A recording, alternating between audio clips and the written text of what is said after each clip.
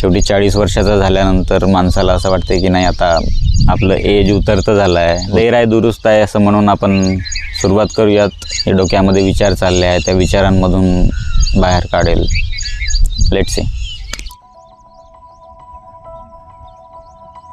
बदल तर पाहिजे नाही, पण कसा आणि कसल्या माध्यमातून करायचा.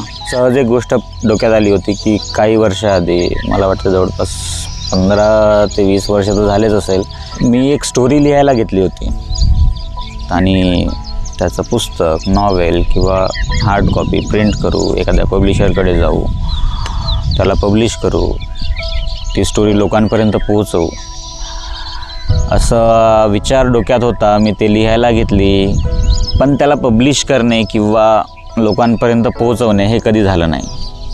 मला तर कारणं पण आठवत नाही आहे की का पब्लिश नाही झाली ती. जेव्हा लिहत होतो तेव्हा काळ होता की मग आपल्या अवतीभोवती असलेले लोक हार्ड कॉपी किंवा पुस्तकाच्या स्वरूपात वाचणे त्यांना आवडत होतं. मग एक काळ आला की लोक डिजिटलाइज झाले, थोडंसं स्टोरीज मोबाईलवर, टॅबवर किंवा लॅपटॉपवर वाचणं प्रेफर करत होते. तेव्हा पण मी एकदा प्रयत्न केला की let's do one thing, let's make a website and let's publish our story there. मी तो प्रयत्न पण केला, एक वेबसाईट बनवली होती, त्याच्यामध्ये ती स्टोरीचे काही चॅप्टर्स, सुरुवातीचे काही चॅप्टर्स मी पब्लिश पण केले. पण अल्टिमेटली ते पण शेवटपर्यंत पोहोचलं नाही किंवा ती स्टोरी लोकांपर्यंत पोहोचली नाही. तर आज परत डोक्यात आलं आहे की नाही, let's do one thing, let's take a chance, may be audio फॉर्ममध्ये, जसं आपण ऑडिओ स्टोरीज ऐकतो किंवा मग ऑडिओ व्हिज्युअल यूट्यूबवर बरेचसे चॅनल्स बघतो मी की कसं ते पब्लिश करता येईल. काही गोष्टी आहे डोक्यामध्ये की अशा एका पद्धतीने आपण करता येईल. 15 वर्षाआधी लिहिलेली स्टोरी आहे. लेट्स सी किती त्याला ग्रास्प करणार पब्लिक.